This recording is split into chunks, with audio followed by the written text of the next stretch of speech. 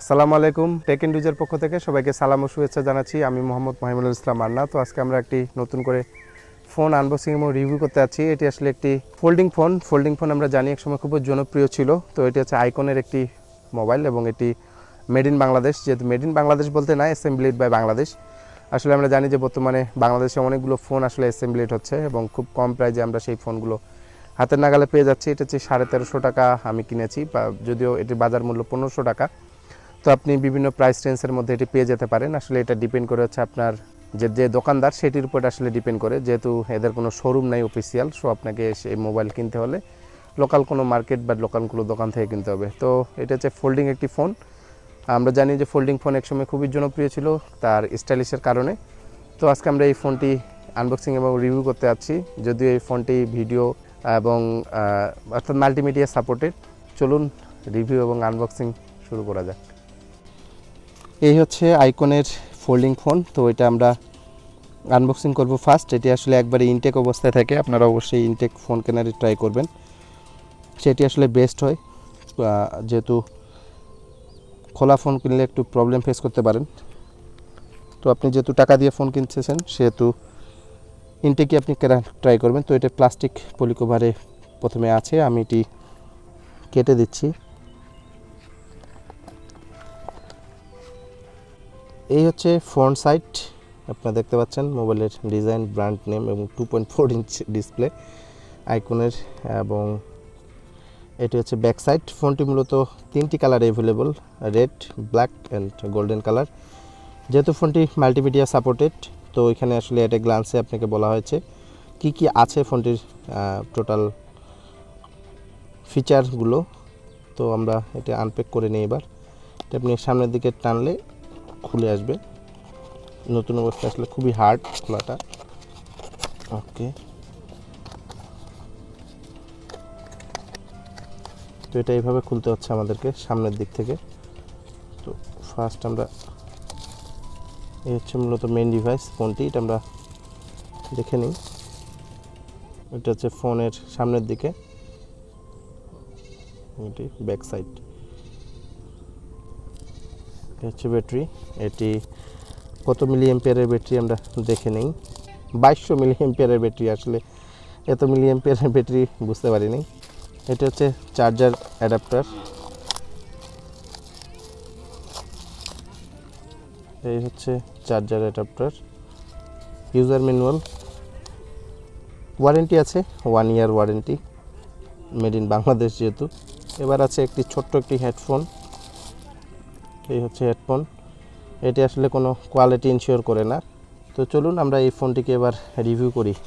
আইকনের এই ফোনগুলো বাজারে আসে 2019 সালের শেষের দিকে। যেহেতু আইকনের পরিচিতিটা একটু কম, তাই মার্কেট ভ্যালু ঠিক একটা পায়নি। আইকনের এই ফোনটির উপরে ব্যবহার করা আছে এলইডি ইন্ডিকেটর, 3টি এলইডি ইন্ডিকেটর, এবং পিছনের দিকে যুক্ত করা আছে কিউভিজিএ ক্যামেরা, যেটি কোনো কাজের না, ক্যামেরা কোয়ালিটি খুবই খারাপ, এবং ফ্ল্যাশ লাইট, এবং তার নিচে আছে তাদের ব্র্যান্ডিং লোগো। নিচের দিকে ব্যবহার করা আছে 3.5 অডিও জ্যাক এবং একটি চার্জার পোর্ট, অর্থাৎ চার্জিং পোর্ট, যেখানে আপনি আপনার ফোনটি চার্জ করতে পারবেন। কিবোর্ডটি সাধারণ কিবোর্ড এবং সফট কিবোর্ড।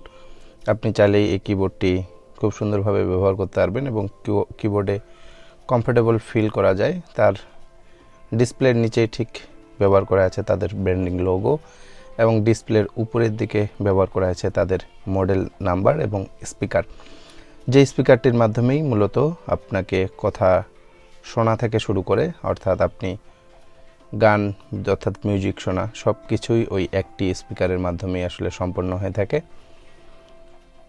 ডিসপ্লে হিসেবে ব্যবহার করা আছে 2.44 ইঞ্চ এলসিডি ডিসপ্লে, যেটির রেজুলেশন নাইবা বললাম, মোটামুটি ভালো পারফরমেন্স দেয় লো লাইটেও।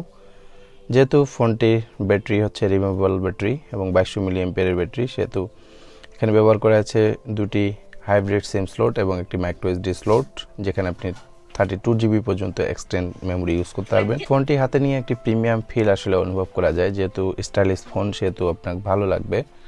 ফোনটি ইউজ করার সময় আপনি মোটামুটি ভালো একটা পারফরমেন্স আপনি ফিল করতে পারবেন। আপনি মিউজিকের সাউন্ড আপনারা বুঝতে পারবেন এখানে।